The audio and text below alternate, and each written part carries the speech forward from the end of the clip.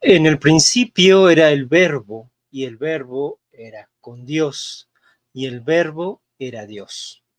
Este era en el principio con Dios. Todas las cosas por Él fueron hechas, y sin Él nada de lo que ha sido hecho fue hecho. En Él estaba la vida, y la vida era la luz de los hombres. La luz en las tinieblas resplandece, y las tinieblas no prevalecieron contra ella.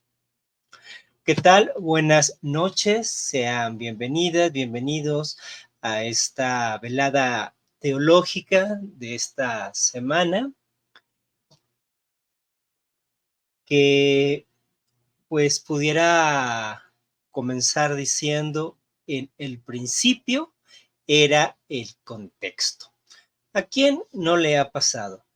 Sea cristiano o que discuta con cristianos, estando en una acalorada charla respecto de algún pasaje bíblico, respecto de algo que la Biblia haya querido decir, respecto a algo que Jesús dijo, y de pronto el contrincante, la parte opuesta, no está de acuerdo con lo que estamos diciendo y saca ese as bajo la manga, saca esa carta de Yu-Gi-Oh y dice: estás interpretando el texto sin su contexto, y un texto sin contexto es puro pretexto. Así como si fuera una frase matadora que inmediatamente le dé la razón al primero que saca esa carta. Quiero en esta noche platicarles lo que exegética y hermenéuticamente es el contexto bíblico, cómo se ocupa para interpretar la Biblia, cuáles son sus alcances, sus límites y sobre todo cuál es el objetivo de utilizar los contextos de la Biblia. Como siempre, desde estos momentos, mi chat se encuentra abierto. Si alguien quiere preguntar, increpar, decir algo, dar alguna referencia o simplemente un saludo, por favor, con toda confianza, aquí ustedes pueden también interactuar, que siempre es mi objetivo, no quedarme solamente en el monólogo ni en el anonimato, sino poder establecer pues una conversación con ustedes, que es algo que me gusta mucho. Y bueno, tan me gusta conversar con ustedes que por eso recuerden que cada 15 días tenemos los webinar Flutter, una clase, una sesión de webinar los viernes a las 8 de la mañana, horario de Ciudad de México, en donde tocamos diversos temas de antropología teológica. Este viernes tenemos webinar Flutter. Vamos a continuar haciendo un análisis, una lectura antropológica del Salmo 121, que es el que nosotros tenemos ahorita entre ceja y ceja, entendiendo a este salmo como si fuera un hechizo mágico o como un conjuro de brujería. Y por supuesto que para hacerlo, pues estamos recurriendo a los diversos contextos culturales, históricos del mismo pasaje. Entonces, bien, vamos a hablar del contexto bíblico. Cuando se habla de contexto bíblico, generalmente en lo primero que se piensa es en esto. Al hablar de contexto bíblico, se piensa en un pasaje, se piensa en un versículo, y entonces, pues te dicen: ah, claro, pero es que este versículo solito, no sé, aquí tengo el Salmo 77, uno abierto así de forma random: con mi voz clamé a Dios clamé y Él me escuchará. Entonces te dicen: claro, pero no puedes sacar este texto solito.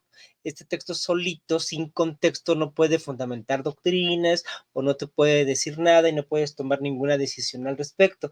Tienes que leer el contexto. ¿Y qué entienden por contexto? Generalmente los versículos siguientes. O si es un versículo que se encuentra a la mitad del Salmo, pues el contexto son los versículos anteriores y los versículos posteriores al pasaje. Y pareciera pues que eso es el contexto o lo que muchas personas piensan que se trata el contexto y pues ya con eso estás interpretando bien la Biblia. Vamos a ver que esto es un poco más complejo, pero no sin antes comenzar a saludar a quienes ya están haciendo acto de presencia por aquí. Como cada ocasión, Jonathan Escobar, un fuerte saludo, un gran abrazo, mi hermano, qué bueno que estás por acá. También a Royce CR desde Tulum, una zona del Caribe mexicano muy, muy, muy bonita. De hecho, eras vecino de una amiga del trabajo que también vivía en Tulum, nada más que ya se regresó para acá. Pero pues te mando un saludo, un gran saludo, Royce, hasta esas tierras mayas. ¿Qué tal? Elizabeth, ¿cómo estás? Un abrazo hasta la punta del continente, hasta Chile. Aquí está mi queridísima Elizabeth Grunholz. También saludo a Armando Acosta. Qué bueno que se van integrando, por favor, sigan mandando saludos, sigan mandando comentarios de lo que en esta velada habrá de expresarse. Sobre todo, pues si tienen dudas, cuestiones, eso es lo que genera el diálogo, la conversación y por supuesto la teología. ¿Cómo estás, Rodrigo Cortés? Hasta Puebla, te mando un gran saludo. Hasta esa ciudad trazada por los mismos ángeles, como dicen. Bueno, entonces, el contexto bíblico muchas veces se entiende simplemente como lo que está antes del versículo, lo que está después del versículo. Y muchas veces se utiliza el pretexto del contexto para tratar de justificar pasajes difíciles. Piensen ustedes en el primer libro de Samuel, capítulo 15, en donde se ve cómo Samuel le ordena a Saúl asesinar a todos los amalecitas, empezando por el rey, pero también los hombres, las mujeres, los niños y el ganado. Saúl no le cabe en la cabeza tal crimen tan fuerte que se le está encomendando cometer en nombre de Dios, vía el sacerdote legítimo de Dios, en este caso Samuel, y entonces Saúl desobedece. Cuando se asoma Samuel a ver el botín, a ver lo que había pasado después de la contienda, que de hecho no tuvo que haber habido botín, escucha bramidos y se pregunta de dónde salen estos ruidos de animales, de dónde salieron estos animales de ganado, y por ahí al fondo pues también estaba el rey. Y Saúl pues le dice, no, pues fíjate que, pues mira, el rey está viejito, pues también cómo lo íbamos a matar, ya qué daño puede hacer, está viejito y luego los animales. Y de hecho Samuel al respecto de eso se enojó bastante con Saúl y comenzó ahí una gran separación y también pues el declive de la monarquía de Saúl.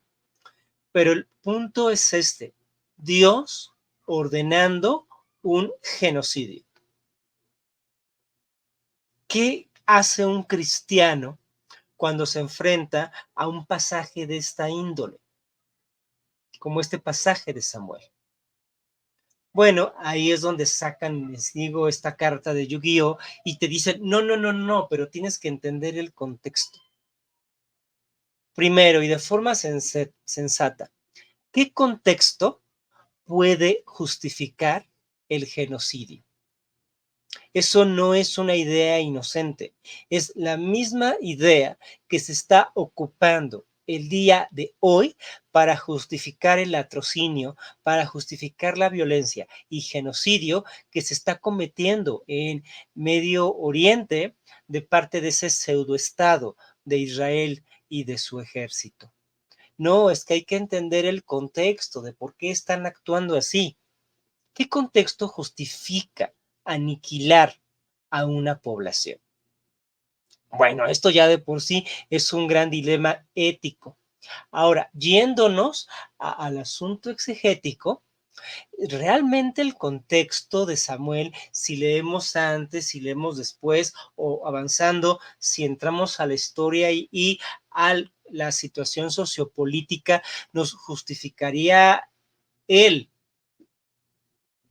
acto tan atroz que le está pidiendo Samuel a Saúl? Hay quienes dicen que sí, porque supuestamente el contexto de esta orden era el conflicto que había entre Israel y sus vecinos y que tenían que matar incluso a los niños, porque si dejaban a los niños con vida, una vez que esos niños crecieran y se enteraran lo que los de Israel les hicieron a sus padres, pues quisieran cobrar venganza. Entonces tenían que raer por completo cualquier rastro de la población. Eso, un antropólogo dominicano, Héctor Díaz Polanco, le ha llamado también etnofagia. Etno de pueblo y fagia de comer. Es aniquilar cualquier recuerdo cultural de un pueblo. En 1997, en la zona de Acteal, en Chiapas, en México, desde la madrugada, esa comunidad comenzó a ser invadida grupo, por un grupo paramilitar y por diversas personas armadas que irrumpieron en el pueblo para matar a la población de Acteal. Después, los registros, los testimonios de las víctimas, de los sobrevivientes, recuperados sobre todo por un colectivo de mujeres dedicadas a escarbar en los escombros de este genocidio, un colectivo que se hace llamar Las Otras, encontró que cuando llegaron estos paramilitares a Acteal, se ensañaron sobre todo con las mujeres y más con las mujeres embarazadas, a quienes no tenían ningún tipo de compasión para abrirles el vientre y matar no solamente a la mujer, sino también al feto, al grito de maten a la semilla, porque ese era el objetivo de lo que se estaba perpetrando allí en contra de las comunidades indígenas, querer raerlas de su existencia desde origen. Entonces, eso que le pidió Samuel a Saúl, que también encontramos en Josué, que también encontramos en Deuteronomio, de aniquilar a la población, incluyendo a los niños, es parte de la mentalidad genocida que hasta el día de hoy estamos viendo allá en la zona de Gaza, la zona de Siria, la zona de Palestina, donde pues siguen cometiendo estas atrocidades. Entonces, reitero la pregunta, ¿qué tipo de contexto te puede justificar un llamado al genocidio? Éticamente, ninguno. Por más que conozcamos la situación política, histórica, los problemas que tenía Israel con sus vecinos, nada de eso puede justificar esa orden que supuestamente fue dada por Dios, según lo que el sacerdote Samuel decía. Paul Tillich, en una obra que se llama El Nuevo Ser, que es una serie de sermones que él impartió en Harvard, eh, el primer sermón que uno se encuentra en esta obra de Paul Tillich, El Nuevo Ser, trata sobre el conflicto de Jesús con los fariseos. Y entonces Paul Tillich, muy desde la psicología profunda, es decir, desde el psicoanálisis, dice, seguramente que pensando las cosas con calma, los fariseos tenían sus motivos para oponerse a Jesús, es decir, su contexto. Y vean qué interesante, porque Tillich dice no solamente el contexto histórico o el contexto social, es más, dice, seguro que tenían hasta algún contexto psicológico de motivaciones profundas que les hacían oponerse al mensaje de Jesús. Y Tillich, entendiendo el contexto no solo externo, sino también interno, psicológico de los fariseos, dice, pero entender los motivos de alguien no significa justificarlo. Entender los motivos de alguien no significa justificarlo. Ay, sí, es que te pegué porque me provocaste. Entiendo tu motivo, pero no justifica que lo hayas hecho, no justifica la violencia. Esto es muy importante retomarlo también para comprender los contextos bíblicos, porque muchos apologetas se quieren salir por la tangente del dilema moral y decir, bueno, pero pues si entendemos la Biblia en su contexto, podemos justificar los genocidios, podemos justificar la violencia hacia las mujeres, ese versículo de Éxodo, a la bruja no dejarás con vida, un llamado al feminicidio.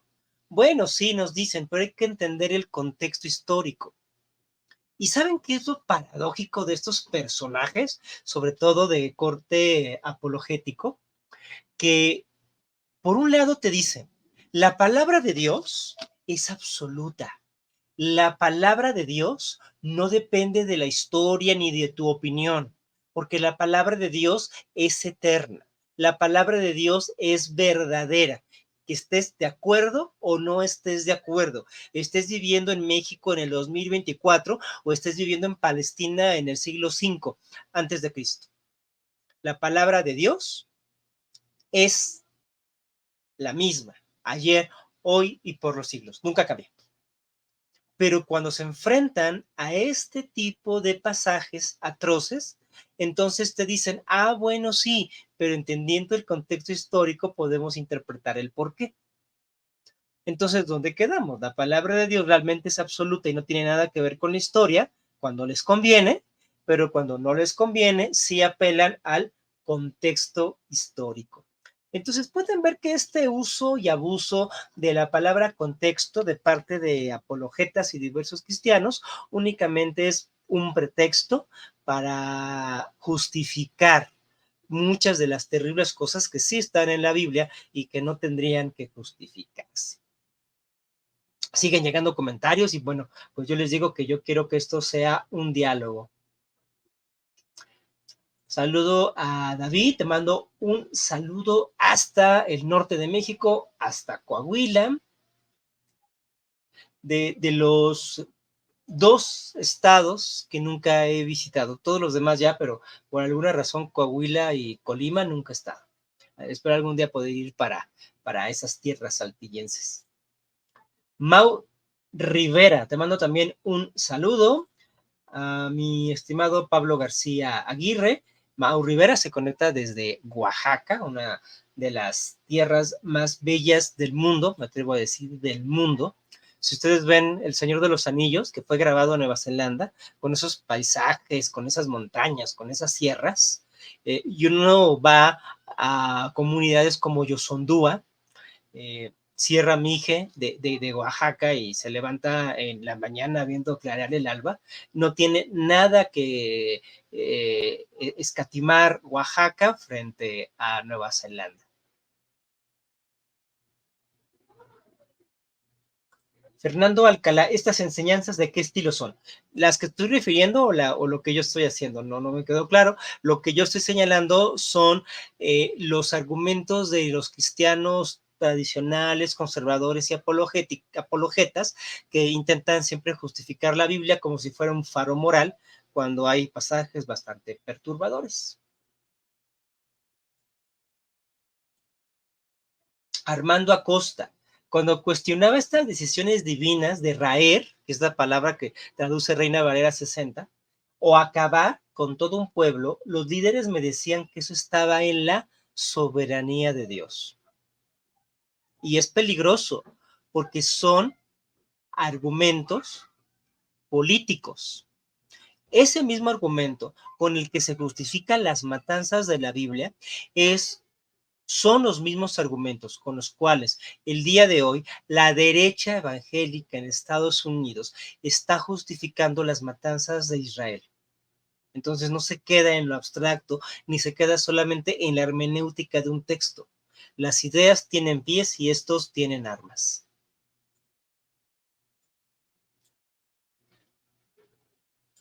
Por aquí, H. Isaac Sand nos recuerda la masacre de Mountain Meadows, en donde estuvieron involucrados los mormones, esta matanza también con los timpanogos de los indios americanos, con este líder, Brigham Young, un líder mormón de los primeros presidentes mormones, que fue bastante atroz todo lo que hicieron, porque a fin de cuentas, para los mormones, todos estos grupos nativos, pues eran lamanitas, eran de la gente mala, no eran de los nefitas que habían aceptado a Cristo y venían desde la descendencia de Jacob.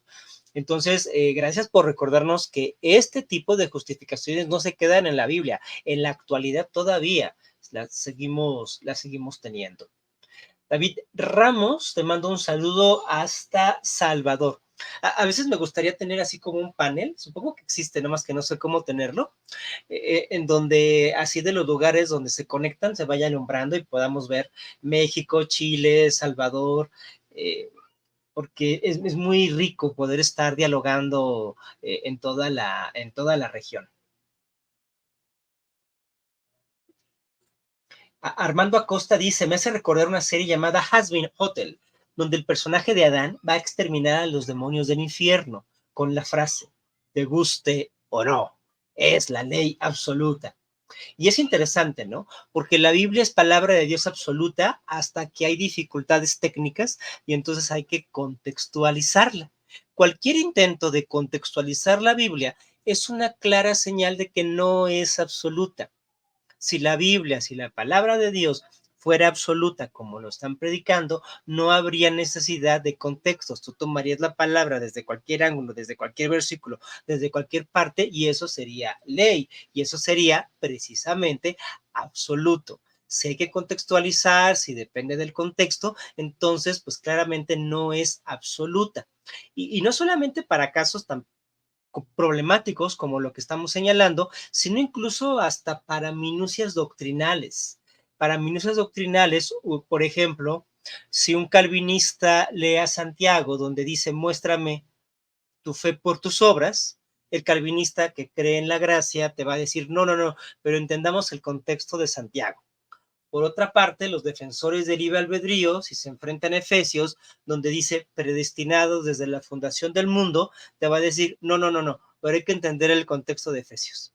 Entonces, básicamente, sacar la carta de Yu-Gi-Oh del contexto es únicamente pues un intento de desviar la atención del problema y no querer discutir más. Saludo a Wanda Ivette Arocho. David Ramos dice, excelente tema y quiebre de hermenéuticas ensambladas en nuestras instituciones evangélicas. Y que se repiten, ¿no? Se repiten, pero muchas veces no las cuestionamos.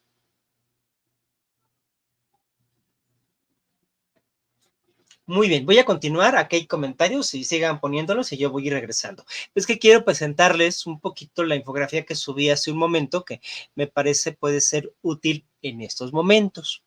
Miren, cuando hablamos del contexto en términos bíblicos, nunca estamos hablando de una sola cosa. El contexto bíblico no es simple, es complejo. Cuando alguien te diga, estás interpretando el pasaje sin contexto, pregúntale, ¿cuál contexto? Y luego di, ¿y cómo ese contexto modifica la interpretación del pasaje? Me he topado con que esas dos preguntas son imposibles de responder por cualquier cristiano del contexto. Entonces, el contexto no es solamente una referencia histórica o entender la fecha o el año en el que ocurrieron las cosas o qué estaba pasando en el mundo cuando determinado pasaje se escribió o los sucesos de determinado pasaje ocurrieron o dicen que ocurrieron. El contexto es una compleja red de superposiciones, de significados, es decir, de conceptos, de ideas, pero también de significaciones, es decir, de acciones, ejecuciones, de cuestiones valiosas. Y cuando se utiliza en hermenéutica y en exégesis, el contexto bíblico no es para reducir el versículo a tu interpretación doctrinal.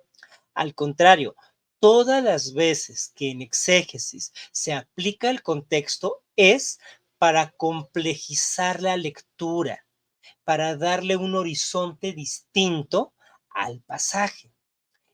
Y algo muy importante, cualquier pasaje bíblico tiene una infinidad potencial de contextos.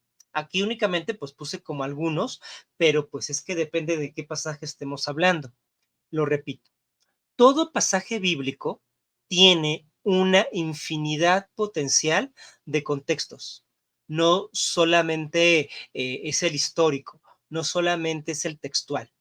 Por ejemplo, a guisa de ejemplo, que es lo que presenta aquí la breve infografía, tenemos contexto literario, tenemos contexto histórico y geográfico, está el contexto de la política, el contexto cultural, todos los símbolos o las mitologías que hay detrás. Para leer Génesis, sobre todo los primeros 11 capítulos, debemos de conocer el contexto de las religiones sumerias, tenemos que conocer el contexto de la epopeya de Gilgamesh para entender el diluvio, o el contexto del Enuma Elish para poder entender Génesis 1. Entonces, pues depende del pasaje, es el contexto o los contextos que vamos a requerir. Cuando hay giros de lenguaje, sobre todo en los salmos y en las predicaciones proféticas, aunque pues puede aplicar hasta para las mismas cartas paulinas, la cultura, los códigos, incluso hasta la situación económica, ayuda a poder entender los pasajes. Por ejemplo, si tú quieres leer el profeta Miqueas, tienes que entender el azote que había al agro en los tiempos del profeta Miqueas y por qué hizo una predicación tan áspera en contra de los poderosos que robaban el producto de los campesinos, pues en el norte, pero pues también en el sur de Israel. Entonces, el contexto, cuando hablamos de contexto, no es solamente lo que está antes o después de un versículo, es una red muy compleja de situaciones, significados, eventos, y cuando tú haces una exégesis bíblica, y esto es muy importante, cuando tú haces una exégesis bíblica, tienes que proceder como con cualquier investigación. Ninguna investigación científica te va a agotar por completo un tema. Tú no le puedes pedir a un físico que haga una investigación donde unifique la teoría de la relatividad general con la física cuántica, ¿no? Ya quisieran que eso pudiera pasar. Es lo que muchos físicos están tratando de lograr, esa unificación. No se puede. Tú no le puedes pedir a un químico que al hacer su investigación sobre hidrocarburos también te hable de ésteres y éteres y de muchas otras cosas que no tienen que ver con su investigación. Cuando tú haces una investigación, tienes que tener un objetivo. Quien haya hecho una tesis sabrá que eso es lo primero que se requiere de construir cuando estás haciendo una investigación. No puedes descubrir todas las cosas que existen en el mundo. Hay que delimitar la investigación. Bueno, con la Biblia pasa exactamente lo mismo. Ningún exégesis pretende encontrar el significado verdadero, el significado único o el significado real de ningún pasaje. Cualquier exégeta, un exégeta serio, si ustedes leen exégesis en revistas, en libros, lo primero que hace cualquier exégeta es ponerte su objetivo de investigación, su perspectiva, su ángulo de análisis, su marco teórico, porque es el filón, la perspectiva que va a tomar la investigación. Bien, bueno, en ese sentido, ninguna exégesis bíblica puede tomar al mismo tiempo todos los contextos posibles de un pasaje bíblico. Si tú estás haciendo una investigación literaria, tomarás alguna referencia histórica y geográfica que consideres oportuna, pero no te vas a poner a hacer geografía bíblica, porque tu análisis del Salmo en particular es de corte literario. Utilizarás de la historia y de la geografía lo necesario. Por ejemplo, para el Salmo 121, dice, el sol no te fatigara de día ni la luna de noche, y eso tiene que ver pues con los movimientos que hacían los antiguos miembros del pueblo de Israel y el momento del día en el que se recitaba el salmo, incluso hasta entender un poquito el ángulo del sol, como también se necesita entender eso en el proverbio que dice, más la senda de los justos es como la luz de la aurora que va en aumento hasta que el día es perfecto. Es decir, esto es un experimento después como los que hacían Erastóstenes y otros griegos. Cuando amanece, cuando empieza a alumbrar el día y el sol está así en el horizonte, perdón en Chile, perdón en Argentina, pero a eso se le llama el orto del sol. Si tú te pones frente a esa luz, tu sombra va a ser muy larga, pero conforme el día va avanzando y el sol se va poniendo cada vez más arriba de tu cabeza en 90 grados, la sombra se va ocultando. La senda de los justos es como la luz de la aurora que va en aumento hasta que el día es perfecto, cuando se anula la sombra.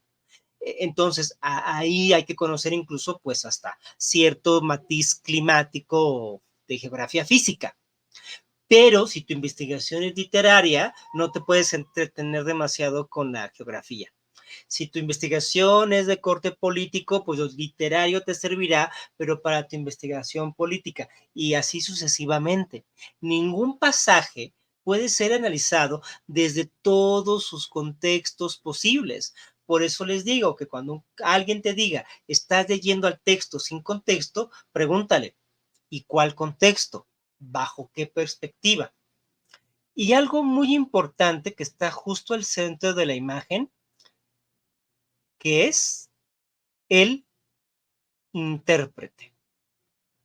Nosotros, al momento de leer la Biblia, en el ejercicio de lectura, en el ejercicio interpretativo de la Biblia, también nos convertimos en el contexto bíblico.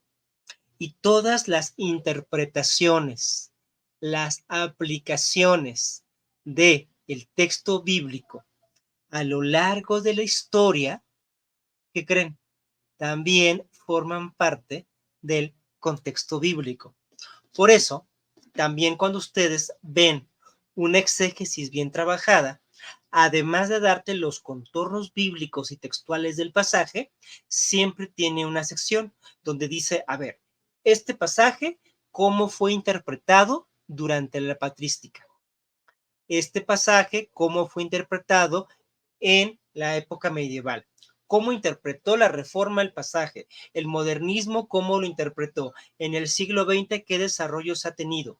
Cualquier exégesis bíblica bien hecha necesita también considerar la historia de la interpretación del pasaje, que se convierte a su vez en contexto exegético. Aprovechando la referencia a los mormones que teníamos hace un momento, los mormones tienen una idea en su perspectiva histórica que le llaman la larga noche o la oscura noche. ¿Qué significa eso? Que los mormones creen que en el momento en el que se cerró el canon bíblico, Dios se cayó, el Espíritu Santo dejó de actuar y no hubo ningún tipo de revelación, y de ahí se establece un arco hasta 1830, cuando aparece la figura de Joseph Smith y Dios comenzó nuevamente su revelación y Dios comenzó a hablar.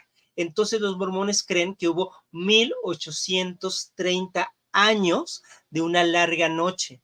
A veces los adventistas le llaman de silencio, pero en general muchos cristianos parece que se pueden saltar olímpicamente toda la historia y llegar a su momento contemporáneo y decir, a mí no me interesa nada, yo voy a ir directamente al texto bíblico, como si fuera una piscina donde se pueden echar un clavado sin considerar toda la historia que ha mediado entre ellos y el texto. Por eso, Severino Croato, quien fuera esposo de mi queridísima amiga Cris Conte, que ustedes la pueden ver mucho en los comentarios de la página, hablaba del supertexto. ¿Y qué es el supertexto? Todas las interpretaciones que a lo largo de la historia se hacen sobre el texto bíblico y que forman también ya parte integral de su contexto. Ahora, es imposible que una investigación logre abarcar todas las interpretaciones que en todas las épocas y en todos los lugares se ha hecho de un pasaje bíblico. De lo que se trata aquí es de hacer siempre, como en cualquier investigación, una curaduría de información, de datos. Quizá a ti te interesa mucho cómo se interpretó tu pasaje durante la patrística y entonces vayas sobre esa línea y tomarás quizá algún aspecto de la Reforma o de la época contemporánea. Pero hasta en eso tienes que discriminar. No puedes pretender que una investigación, que una exégesis bíblica te abarque todos los contextos, porque como les digo, cualquier pasaje bíblico tiene una cantidad infinita de contextos posibles. Entonces, no es contexto bíblico, son contextos de cada uno de los textos y uno tiene que ir eligiendo los nodos con los que va a trabajar y cuáles son los contextos a los que le pondrá atención. Entonces, incluyendo hasta el propio intérprete. Nosotros, como también decía Severino Croato, somos parte del contexto bíblico en el momento en que formamos lo que Walter Brueggemann denomina comunidad hermenéutica. Al estar leyendo el texto en nuestro tiempo, en nuestra época, también le seguimos encontrando nuevas aristas y nuevas significaciones. Con todo esto, lo que quiero decirles es que ningún pasaje bíblico tiene un núcleo duro de interpretación verdadera o de lo que el autor quiso decir o lo que verdaderamente significa el pasaje. No hay ningún núcleo duro. La interpretación bíblica, la hermenéutica bíblica nos enseña que la Biblia no es como el planeta Tierra, que tiene la estratosfera, tiene la atmósfera, pero en algún momento pues llegas a la corteza terrestre, al manto terrestre y llegas al núcleo terrestre, llegas a algo firme. En realidad la hermenéutica bíblica nos enseña que la Biblia es más como Júpiter, como esos planetas gigantes que son gaseosos y que no tienen tierra firme, que son un cúmulo de gas, y eso no significa que no tengan consistencia, porque hay que ver, Júpiter tiene consistencia, tiene una gravedad tremenda, a la que tenemos que agradecer un montón, porque gracias a la fuerza de gravedad tan fuerte de Júpiter, nos desvía bastantes cometas que pudieran atacarnos a la Tierra. Entonces, que no haya un núcleo duro no significa que no haya verdad o que no haya consistencia. Simplemente significa que para interpretar la Biblia hay que trabajarle un montón. A ver, vamos con algunos de los comentarios.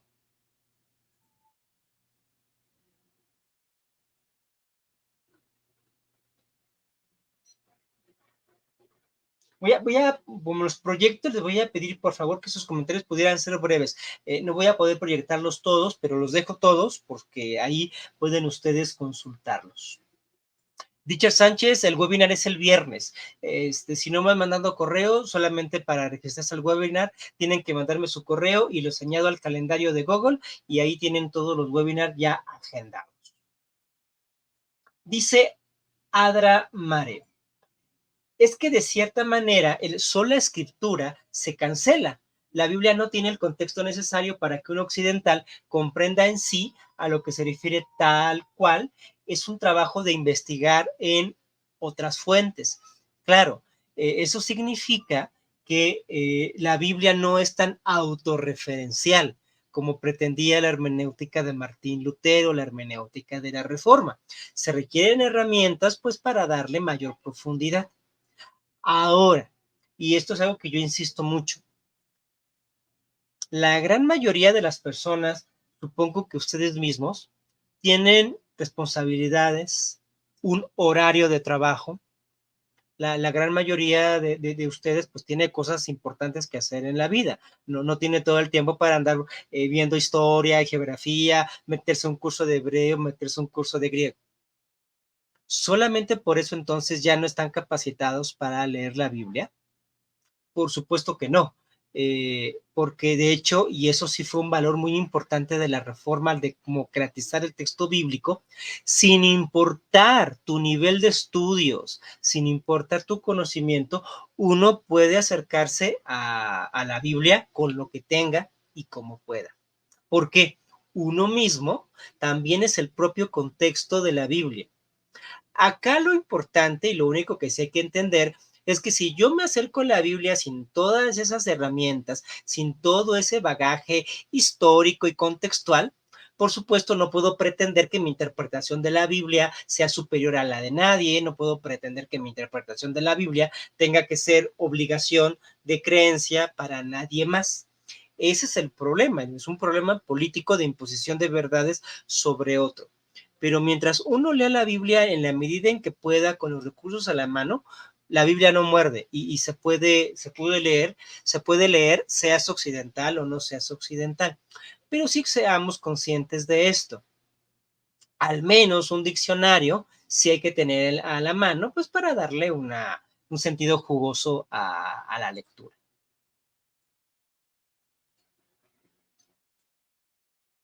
Betty Pacheco. He escuchado que todas estas nuevas iglesias usan esta idea que Israel gane esta guerra, ya que si cae, caerá la iglesia.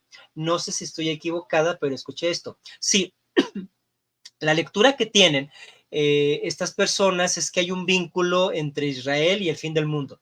Entonces, lo que pasa en Israel es el reloj de Dios y pues tiene que Israel ganar la tierra porque eso va a augurar el regreso de Jesucristo y no la implantación del reino del anticristo.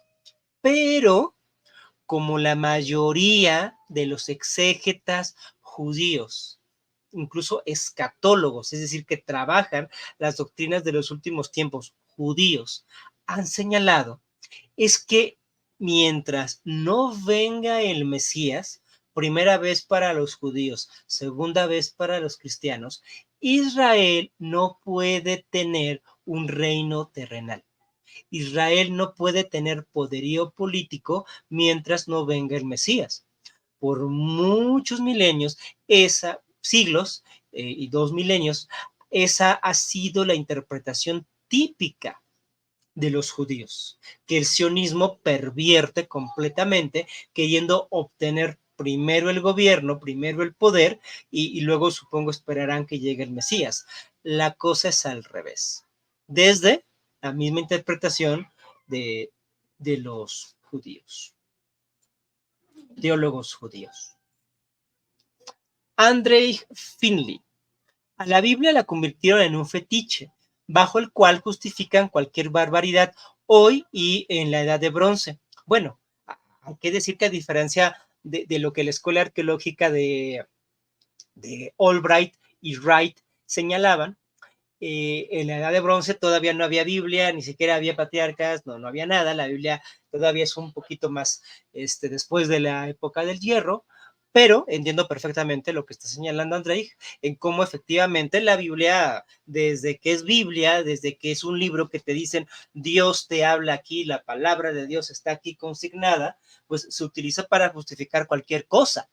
Y si la Biblia, lo que dice la Biblia, no conviene a lo que tú quieres que diga, entonces dice, pero vamos a contextualizarla. Y entonces contextualizarla es agarrar supuestamente del contexto para justificar cualquier creencia que tú tengas. Para decirlo claramente, el verdadero pretexto no es la falta de contexto. Para estos cristianos que a fuerza quieren que su interpretación de la Biblia prevalezca y que su doctrina sea sana, son los usos facciosos del contexto el verdadero pretexto para que justifiquen lo que a ellos se les dé la gana. Dice Hossam Alana, cualquier apologeta conservador que sea jacta de usar la sola escritura, falsea cuando se apoya de Flavio Josefo, por ejemplo. Me encanta la referencia a Hossam porque en la discusión del Jesús histórico no hay sola escritura que alcancen. Para el Jesús histórico tienen que recurrir a Josefo, Suetonio, Tasiano, a las cartas de Plinio, Trajano, porque pues la Biblia no les alcanza para justificar su fetiche del Jesús histórico. Entonces, claro, tienes toda la razón. Esta idea de la sola escritura, desafortunadamente, no la están utilizando adecuadamente, ni siquiera estos apologetas que supuestamente la están defendiendo.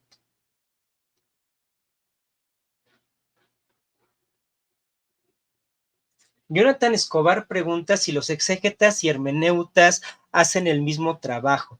Para poder responder esta pregunta, permítanme recomendarles una obra que se llama Pensar la Biblia, de Lacocque y Riquet, en donde uno, Lacocque, exégeta, y Riquet, hermeneuta, trabajan los mismos textos bíblicos.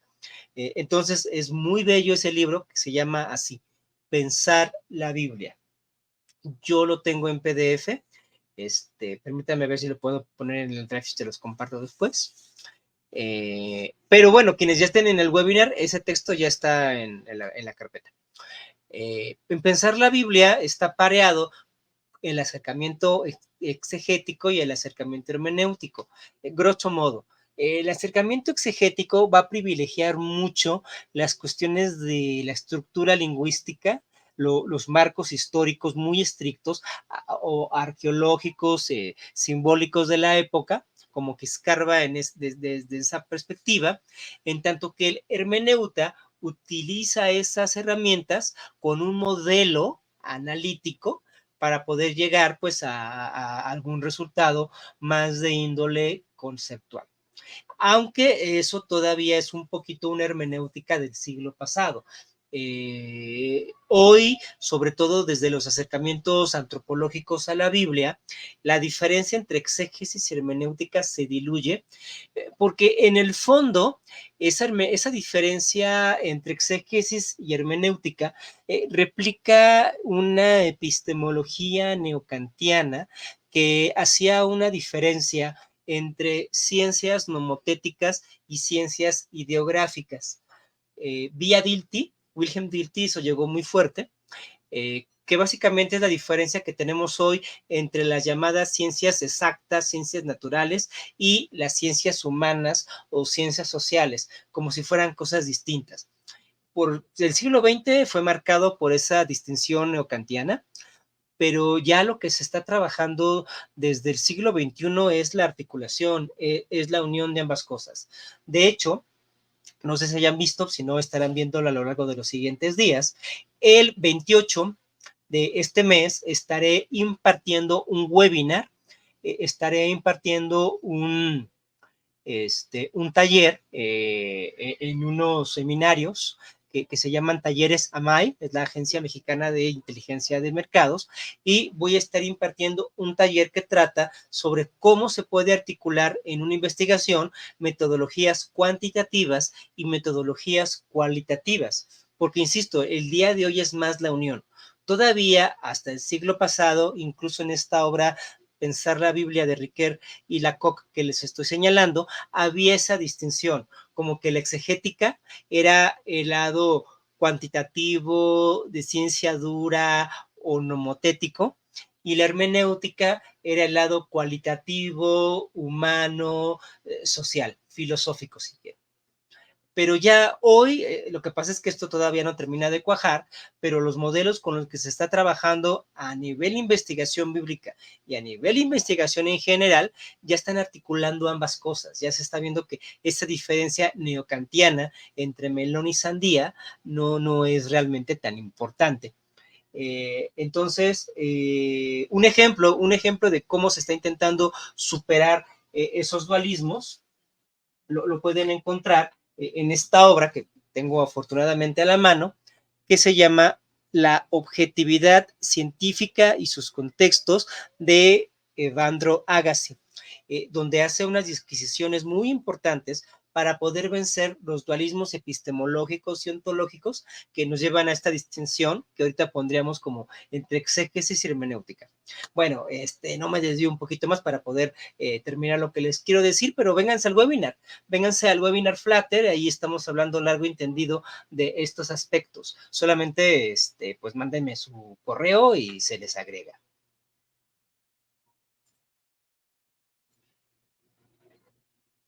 Como dice aquí Elizabeth, en toda investigación se elige una base epistemológica, se da cuenta del marco teórico, se recolectan datos que se interpretan, incluso si hay análisis estadístico, pues hay que ver la interpretación que le das a los números, que los mismos números también, los números en estadística también pasan por su propia hermenéutica. Un 5% no significa nada a menos que le dotes de algún significado acorde a tu modelo. Entonces, sí, esto que señala Elizabeth son precisiones importantes.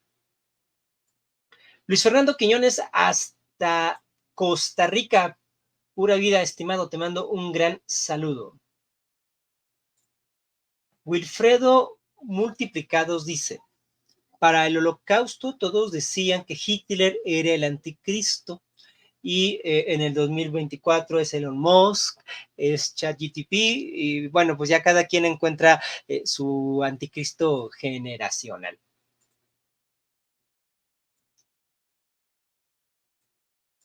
Dice Jonathan Escobar, recuerdo que se nos enseñaba que la Biblia tenía una única interpretación y múltiples aplicaciones. Y también nos decían que la Biblia era su propio intérprete. Efectivamente, pero con este marco contextual que les estoy señalando, lo que podemos concluir es que la Biblia no puede tener esa única interpretación. La Biblia no tiene un núcleo duro al cual hubiera que llegar escarbando con historia y con lingüística, con filología, con usos y costumbres, y entonces llegar a el significado original y todo lo demás son aplicaciones. No hay. Cuando uno está en la Biblia, interpretando la Biblia, no está ese piso firme. Hacer interpretación bíblica es más caminar o intentar caminar sobre Júpiter, que sería como flotar, que caminar sobre la tierra firme de los macizos de este planeta. Pero es muy difícil, es difícil de tragar esa idea. Mi amigo Luis Alejandro Cortés dice, Berkov menciona que la inspiración bíblica es la interpretación personal de la misma, lo cual es increíble, pues así no se monopoliza la disertación de las mismas. Sí, y es que pues el profesor Berkov, como buen calvinista, lo que trata de hacer precisamente es este cruce sistemático entre revelación y entre inspiración. Y de pronto, pues sí se dan esas cosas como un poquito medio extrañas, pero cuando Berkov trabaja también el tema o la doctrina de la palabra y como él la entiende, pues a fin de cuentas sí llega a la idea de que tiene que haber ese núcleo duro de la Biblia y todo lo demás resultan ser las interpretaciones, pero sí es muy importante destacar esto que vengo diciendo, no hay ese núcleo duro. Lo importante y lo que sí es algo pues, que a mí me gusta de la hermenéutica calvinista es que como Calvino comienza a hacer su hermenéutica de cara a las revelaciones personales de algunos anabaptistas que nunca les cayó bien, aunque se casó con la viuda de uno, es que Calvino no quería que la interpretación bíblica fuera privada, ¿no? Como dice la epístola de Pedro, sino que fuera muy colectiva. Por eso siempre se trata de evitar esas interpretaciones tan personales, lo cual es útil y eso yo sí lo mantengo y sí lo sostengo. La interpretación bíblica no es personal, porque cuando tú lees la Biblia, no la estás leyendo solo. Cuando tú lees la Biblia, te estás conectando a la nube de miles de millones de personas que también están y han leído la Biblia. La Biblia es un libro comunitario. No es un libro donde uno de forma egoísta pueda extraer versículos como si fueran golosinas. La Biblia siempre se lee comunitariamente. Cuando cuando te acercas a un pasaje bíblico, en el momento de leer la Biblia, haz de cuenta que te conectaste, ¿no? Prendiste el Wi-Fi, te conectaste a la red y ya estás en comunión con muchísimas otras personas. Esa es una metáfora gamer que yo utilicé en un ensayo de hace unos años durante la pandemia de teología Mario Bros. Y señalaba pues que precisamente de eso se trata la interpretación de la Biblia. No es jugar como en los Nintendos analógicos, sino ya como hoy, que estás conectándote a tu videojuego favorito y puedes echar competencias, carreritas o hacer la misión con alguien que puede estar a miles de kilómetros de ti. La Biblia nos conecta globalmente. Te mando un saludo, Raúl Justo. No es precisamente una clase, pues es más este intercambio de ideas, una exposición, me atrevería a decir, pero pues me alegra que sí les pueda ser de utilidad.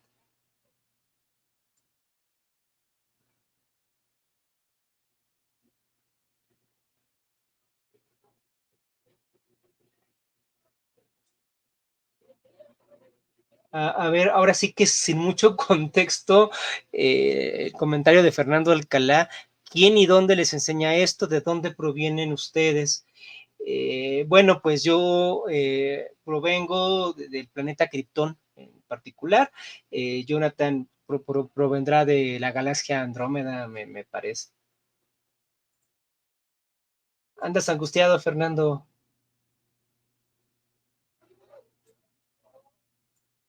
Iracema Méndez dice, al interpretar la Biblia, al no tener núcleo duro, sería como interpretar una obra de arte.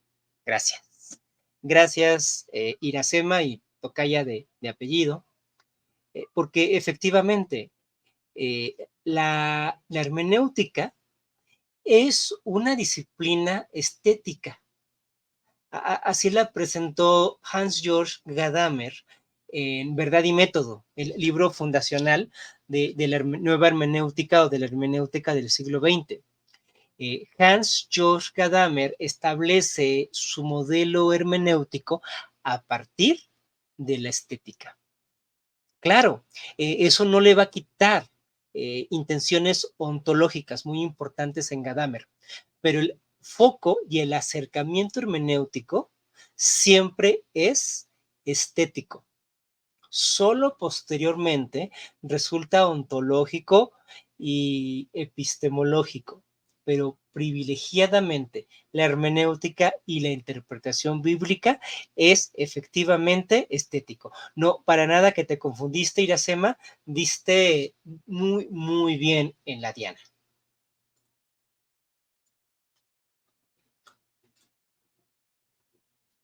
Theological Beat dice, ¿se puede llegar a una interpretación común partiendo de mis subjetividades? ¿Y cuándo podríamos darnos cuenta que es una interpretación común?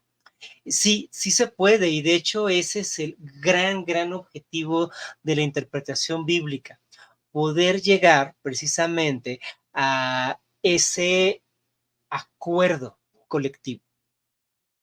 Esa interpretación común es el lugar trascendental que menciona Jürgen Habermas, es decir, un lugar de diálogo donde los egos son relativizados, donde las ideas personales tienen cabida dentro del espacio público, pero ninguna es dominante o más dominante sobre la otra. Esa interpretación común es un acto eucarístico, como la Eucaristía, donde se comparte el pan y donde se comparte el vino.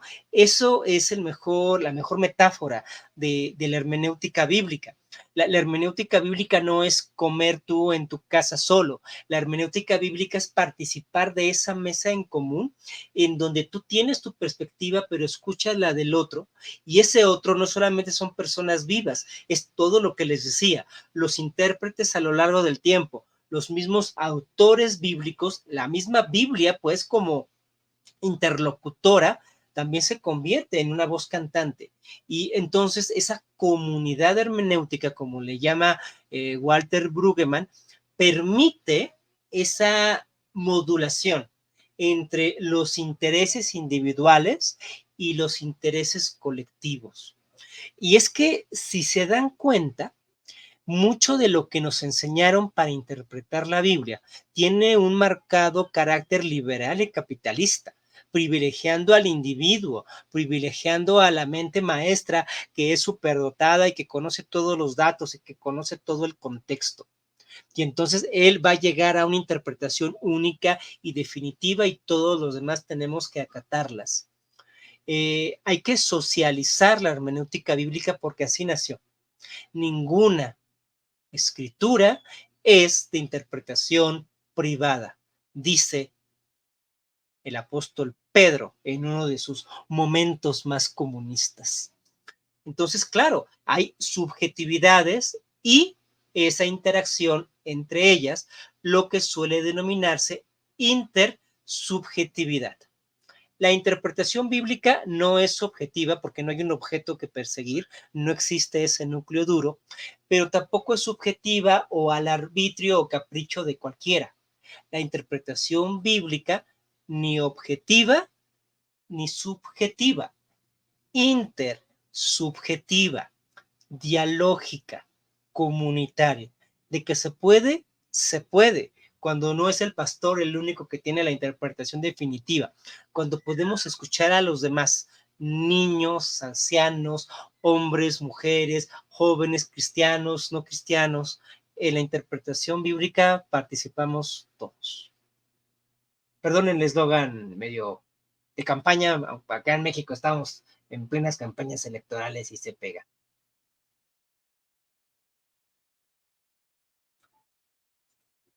Víctor Martínez González, dame tu bendición, tío Tiliches. Estimado Víctor, deseo y te bendigo para que nunca saquen tus palabras de contexto.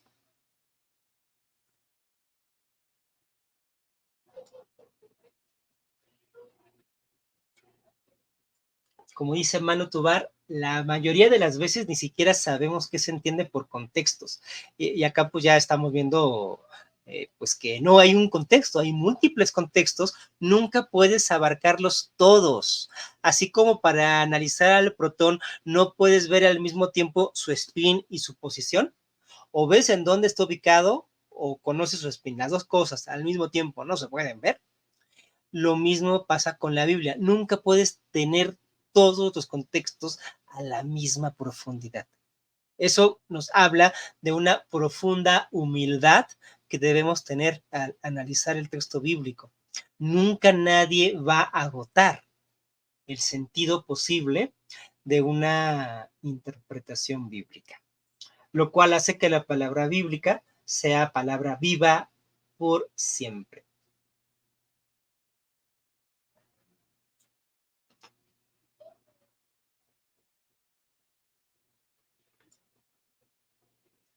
Y si quieren ver un ejemplo en tiempo real justamente de la necesidad de la hermenéutica, chéquense el hilo de comentarios que precisamente don Fernando nos ha dejado hasta acá.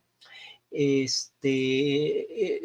damos contexto, Fernando, porque quizá por eso no entiendes. No puedes preguntar quiénes somos, porque aquí somos muchos. Aquí somos legión. Habemos gente de muchos países, habemos gente de muchas ciudades.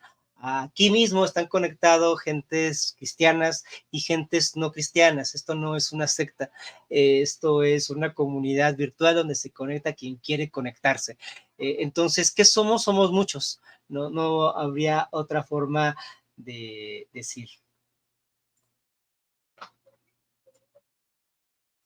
Bueno, pues esta infografía ya la tienen ustedes en la página. Ustedes pueden ver en el hilo de publicaciones de la página, por si quieren llevársela, por si quieren compartirla, por si quieren nutrirla, por si quieren modificarla. Este tiliche es su tiliche, así es que por favor ustedes denle el uso que mejor les convenga. Y espero que lo que hemos estado platicando el día de hoy, pues nos ayude a entender por qué la Biblia no tiene contexto. Tiene una multiplicidad de contextos que nos abren un caudal infinito de posibilidades de interpretación. Qué buena frase, Armando. Lo que el algoritmo unió, no lo separe el hombre. Aquí estamos unidos por este algoritmo virtual que nos congrega, que nos permite ser conectados en la misma sintonía, pese a lo plural y lo diferentes que somos.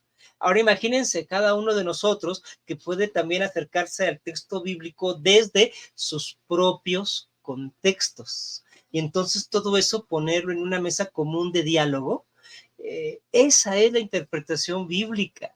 La interpretación bíblica no son los hallazgos cerrados que encuentra un erudito. La interpretación bíblica es ese diálogo colectivo que se genera, que se enriquece en la escucha mutua. Que la Biblia nos siga sirviendo de pretexto para poder dialogar, para poder estar en esa comunión con estos intereses en común, manteniendo cada quien nuestra individualidad, pero sabemos que somos parte de algo mayor, que es la comunidad a donde pertenecemos física o virtual. Wilfredo dice, ¿cómo saber que la interpretación está mala? Pues yo creo que si la interpretación hace daño, si la interpretación oprime, si la interpretación coarta derechos, si la interpretación justifica masacres, sin duda, esa es una mala interpretación de la Biblia.